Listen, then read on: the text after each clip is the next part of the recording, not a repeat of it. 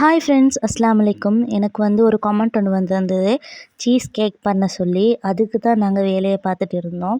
அப்படியே நைட் சாப்பாடையும் நான் செஞ்சிடலாம், அது செஞ்சுட்டேன். அந்த வீடியோ நாளைக்கு தான் வருங்க.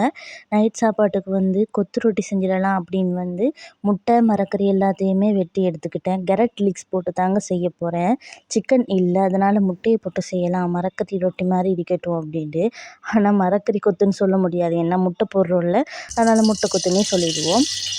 ஒரு சட்டியை வச்சு கொஞ்சம் தேங்காய் எண்ணெய் ஊற்றி பட்டர் இருந்துச்சு, அதையும் போட்டேன். நல்லா டேஸ்ட்டாக சாஃப்டாக வரும்ல, அதனால் கொஞ்சம் போட்டுட்டு நல்லா கொதி வந்ததுக்கப்புறம் வெங்காயம், தக்காளி, பச்சை மிளகாய், கருவேப்பிலை வெட்டி வச்சுருந்தேங்க. அதையும் போட்டு நல்லா வதக்கி எடுத்துக்கிட்டேன்.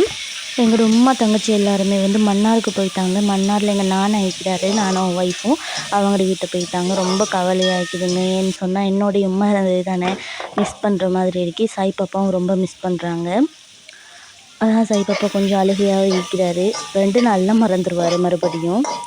அதுக்கப்புறம் வெங்காயம்லாம் நல்லா வதங்கினதுக்கப்புறம் நம்மளோட மசாலா டப்பா இருக்குல்ல, அதை ஓப்பன் பண்ணி கருவேப்பட்டை போட்டுட்டு அதையும் நல்லா மிக்ஸ் பண்ணிவிட்டு தாளிப்பை சரியாக அரைவாசி ஆக்கிட்டு மீதி சட்டியில் இந்த முட்டையை போட்டு மிக்ஸ் பண்ணேன். நான் தாளிப்புக்குள்ளேயே கொட்டலைங்க, நான் ஒரு மாதிரி கூழ் மாதிரி போயிடும்ல, இது லைட்டாக எண்ணெயில் பொரிஞ்சு வரும்னு சைடில் கொட்டிட்டு அதுக்கு மேலே உப்புத்தூள், அது கூட மஞ்சத்தூள், அது கூட மல்லித்தூள் இல்லை மசாலாத்தூள் ஏதாச்சும் ஒன்று போடுங்க டேஸ்ட்டுக்கு.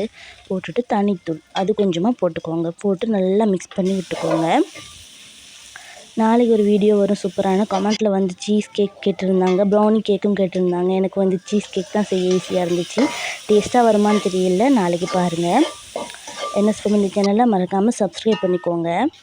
அது கூட தயிர் கொஞ்சம் இருந்துருங்க, அதையும் ஆட் பண்ணி நல்லா மிக்ஸ் பண்ணிட்டேன். அதுக்கப்புறம் வெட்டி வச்சுருந்த வெஜிடபிள்ஸ் இருக்குல்ல, அதையும் போட்டு நல்லா மிக்ஸ் பண்ணிட்டேன். ஃபஸ்ட்டு நான் வெஜிடபிள்ஸை போடலை, ஏன்னா கொஞ்சம் பச்சையாக இருந்தால் டேஸ்ட்டாக இருக்கும். அதுக்கப்புறம் குட்டி குட்டியாக வெட்டி வச்சுருந்த ரொட்டியும் போட்டு நல்லா மிக்ஸ் பண்ணி விட்டுக்கிட்டேன்.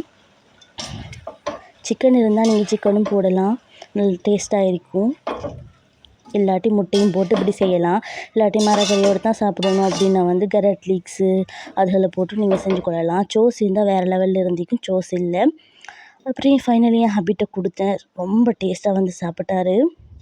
பாருங்கள் வர ரியாக்ஷனை.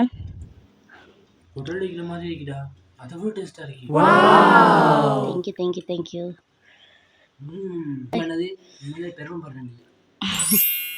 யாருக்கெல்லாம் நீங்கள் சமைச்சு கொடுத்தது உங்கள் ஹஸ்பண்ட் புகழ்ந்து சாப்பிட்டாங்கன்னா ரொம்ப பிடிக்கும்னு கமெண்ட்டில் சொல்லுங்கள்.